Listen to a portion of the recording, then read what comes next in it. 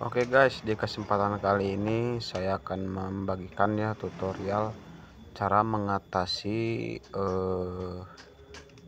motor Supra ya legenda Supra X itu sama ya dengan kendala bukan selip ya. Jadi kendalanya ini ketika lagi ditanjakan itu seperti yang kurang bertenaga ya.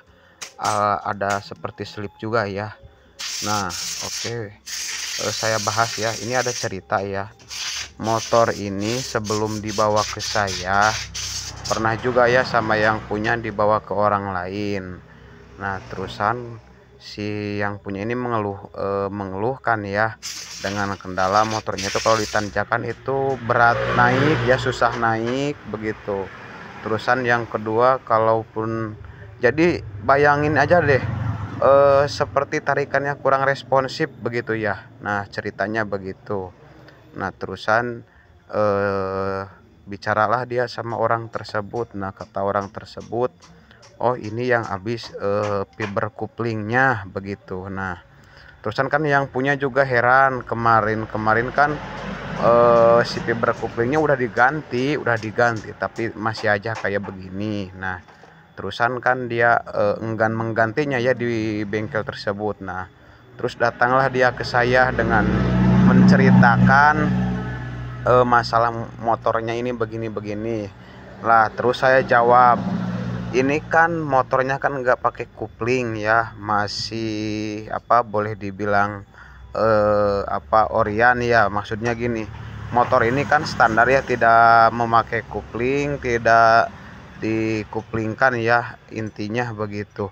Jadi kata saya, kalau misalkan motor ini tidak memakai sistem kopling, kan yang menggantikan peran sebagai penyalur tenaganya ya dari crankshaft ke bagian persneling gitu ya, ke bagian pokoknya penyalurnya itu kan diganti, masih dipegang masih disalurkan menggunakan otomatis ya, kampas otomatisnya ya, yang rumah otomatisnya itu. Nah, saya memberikan arahan, saya memberikan contoh ya, ini sekedar cerita. Saya juga menjelaskan perannya bagaimana, kerjanya bagaimana. Nah, terusan ketika saya sudah memberikan penjelasan terkait bagaimana cara kerjanya ya, sistem kerjanya. Nah, akhirnya dia itu mengerti dan dipahami juga ya. Soalnya kan kata saya tadi kan, ini orangnya kan pernah bilang kampas fiber couplingnya kan sudah diganti tapi tetap. Nah, saya menjelaskan untuk motor yang tidak memakai kupling, peran peran utama kampas koplingnya atau fiber couplingnya itu sebenarnya tidak, untuk saat itu tidak berguna ya, alias tidak digunakan ya, bukan tidak berguna. eh dengan kondisi sekarang itu tidak digunakan karena apa? Karena untuk untuk bawaan pabriknya, untuk standarnya itu kan masih memakai kampas otomatis ya, masih pakai otomatis ya. Nah, begitu. Jadi yang menyalurkan tenaga dari crankshaft ke belakang, ke persneling sampai ke pokoknya penyaluran ke belakang itu masih diolah dengan otomatis ya, tidak diolah langsung dengan fiber coupling. Nah, begitu. Kalaupun motornya itu sudah pakai kupling, baru bisa diartikan, bisa dijelaskan, bisa juga ya diklaim. Kalaupun ada selip, kalaupun ada ada kendala tersendat, itu bisa di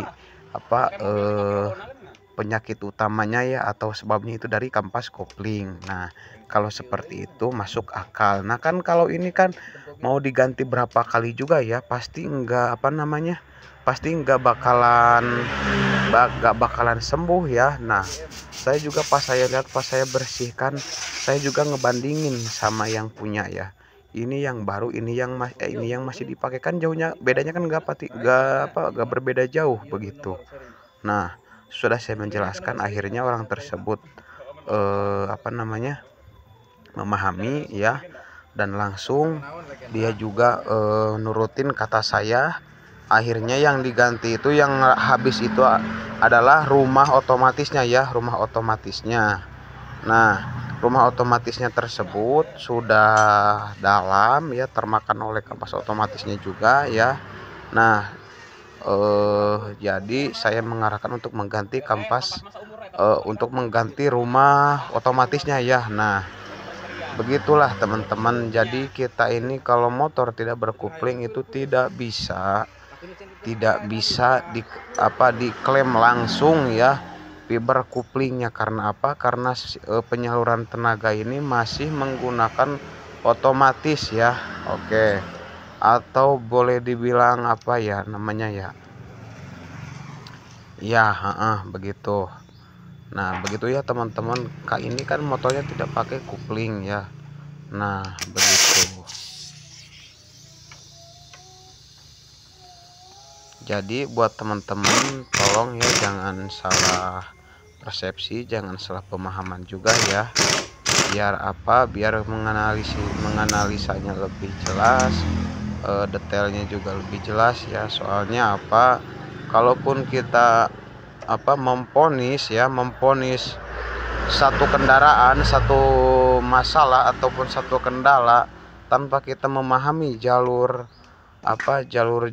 ya, seperti kinerjanya, cara kerjanya begitu, itu saya yakin itu pasti prediksinya dan itunya juga pasti salah ya. Oke, contoh seperti ini ya, udah 2 kali ganti kampas kopling masih tetap juga ya. Pas saya lihat, saya juga dari awal tidak menjamin dan tidak mengarah ke bagian kampas kopling ya. Yang saya curiga itu hanyalah di bagian otomatisnya. Oke, paham sampai sini?